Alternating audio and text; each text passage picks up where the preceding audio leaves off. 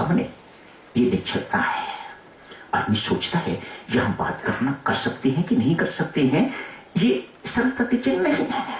सरल बच्ची है, बहन जाके सामने भगवान से पूछती है मेरी माँ कहाँ है, कहाँ छिपा के रखी है, मुझे वापस करो, मुझे वो चाहिए, मैं उसका प्यार पाना चाहती हूँ, मैं उसकी गोद में बैठना चाहती हूँ, उससे प्यार करना चाहती हूँ। तू ही बता, तूने मेरी माँ को संभाल के रखा है, मैं किससे प्यार पाऊँ? बच्ची का अधिकार है कि नहीं कि वह माँ का प्यार पाए? मेरी माँ दे दे मुझे। कौन बोले? चुपचाप रोना शुरू कर दिया है। ठीक है, जब तक तू मेरी माँ को नहीं देगा मैं रोती रहूंगी, बिलखती रहूंगी। ये सरलता के चिन्ह है। देवियों, बच्चों को रोने के सिवा और कुछ नहीं आता, बोल नहीं सकते। जो दूध हुआ बच्चा है वह रो के ही तो कहता है ना, रोने से ही पता लगता है ना माँ को भूख लगी है, इसे दूध की आवश्यकता है, इस वक्त इसे इस चीज की आवश्यकता है। वह एक ही भाषा जानता है, रोने की भाषा, और उसे दूसरा कुछ नहीं आता। अतएव जन्म रो रो के उसका बुरा हाल हो गया है। संयोग की बात देखो, उस वक्त भक्त नामदेव के माता पिता भी मंदिर में आए हैं। देखा एक बच्ची रो रही है, सच्ची रो रही है, चिल्ला नहीं रही, सच्ची रो रही है, मानो अंतर से रो रही है। निश्चल है, निष्कपट बच्ची है, इसके अंदर कोई छल इत्यादि दिखाई नहीं देता। रो रो के पुकार रही है, विठ्ठल तू बोलता क्यों नहीं, तू मेरे से बात कर, मुझे मेरी माँ चाहिए, मुझे मेरी माँ क्यों नहीं तू वापस करता, कहाँ छुपा के रखी हुई है? माँ को भी पुकारती है और विठ्ठल को भी पुकारती है और रोती जा रही है। भक्त नामदेव के माता पिता को बच्ची बहुत अच्छी लगी। जनक के पिता से कहा भैया एक प्रार्थना करो, इस बच्ची को हमें दे जाओ, हम इसे पुत्री की तरह पालेंगे, रोज विठ्ठल भगवान के दर्शन करेगी, ठीक हो जाएगी। पिताश्री मान गए, जनक को वहां छोड़ दिया। जनक भक्त नामदेव के घर चली गई है। भक्त नामदेव भी उस वक्त इसी आयु के होंगे, इस आयु की ये है, जनक भी छोटी होगी, इतना ही फर्क होगा। भक्त नामदेव का साथ मिल गया, रोज मंदिर जाती है नियम पूर्वक, नामदेव भी जाते हैं, ये भी मंदिर जाती है, रोज मंदिर जाके विठ्ठल भगवान के परमात्मा के दर्शन करती है। संस्कार भक्ति के बढ़ते जा रहे हैं, भक्ति के संस्कार खूब बढ़ रहे हैं, भक्ति से अंदर, प्रेम से अंदर बिल्कुल लबालब भरता जा रहा है।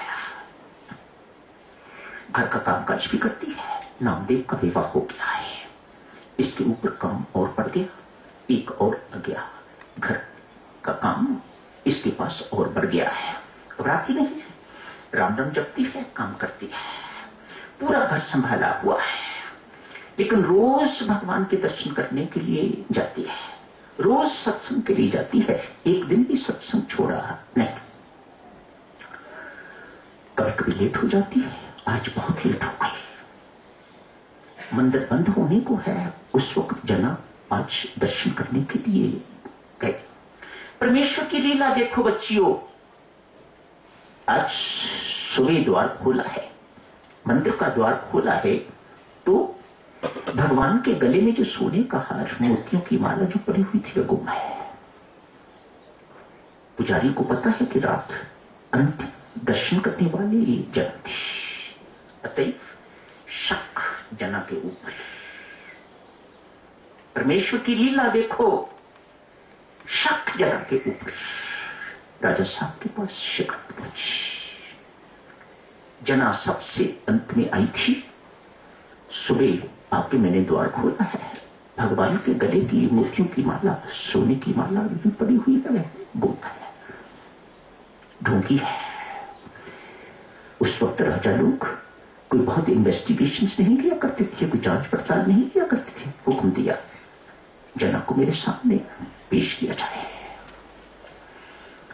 मामूली से कोई कुछ पूछा है या नहीं पूछा है मुझे पता नहीं, तत्काल हुक्म दे दिया जना को फांसी की सजा सूली पर चढ़ा दिया जाए। डोली रही, ये परमेश्वर का बल है। दुख में दुखी न होना ये राम नाम का बल है, ये परमेश्वर की कृपा का बल है। नाम का और प्रताप क्या क्या है वह आप जानो, ये बड़े लोग जाने। मैं इतना तो कहूंगा आपसे ठोक बजा के, राम नाम दुख सहने के लिए बल देता है, ये तो कोई बड़ी बात नहीं है।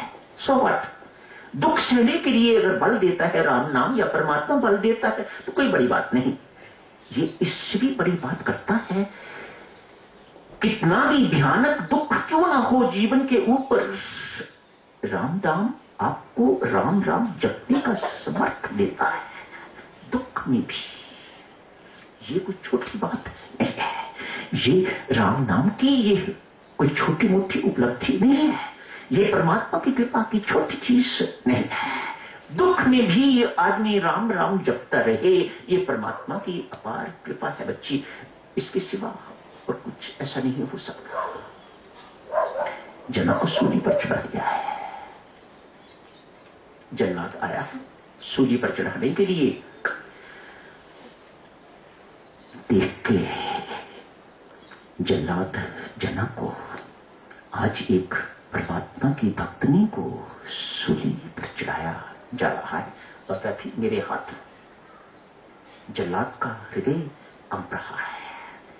मेरा मन कहता है कि ये अपराधी नहीं है, ये कभी अपराध नहीं कर सकती। मैंने इसको मंदिर में आती जाती देखा है, मैंने इसको घर का काम काज करते हुए देखा है, मैं इसके बारे में बहुत कोई छोटी सी जगह हर एक के लिए हर कोई जानता है। सूली पर चढ़ के जल्लाद ने पूछा, जना तेरी कोई अंतिम इच्छा है? भजन गाती है।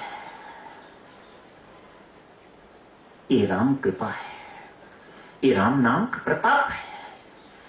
कोई भौतिक इच्छा या इस प्रकार की इच्छा का ना होना, सूली पर चढ़ी हुई है, मरने को तैयार है और वहां खड़ी खड़ी भजन गा रही है।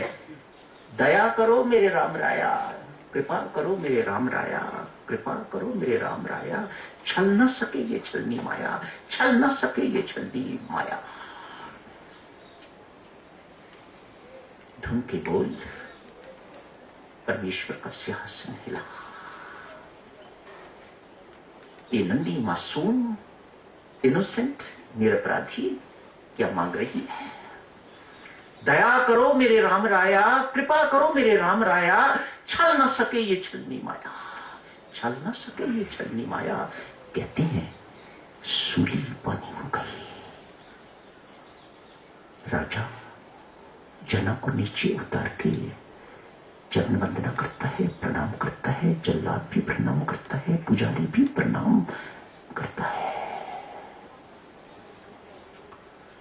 अपनी सरलता के कारण जना परमात्मा की प्राप्ति, भक्ति की प्राप्ति कर गई।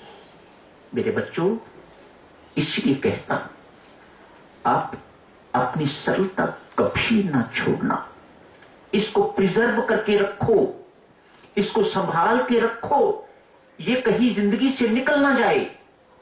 निकल ना जाए तो मेरे जैसे हो जाओगे, रोते रहोगे, बिलखते रहोगे, कपटी की तरह, दंभी की तरह। सरल बन के रहना, अपने इस गुण को देखना, ध्यान देना, कहीं ये खत्म ना हो जाए जिंदगी से।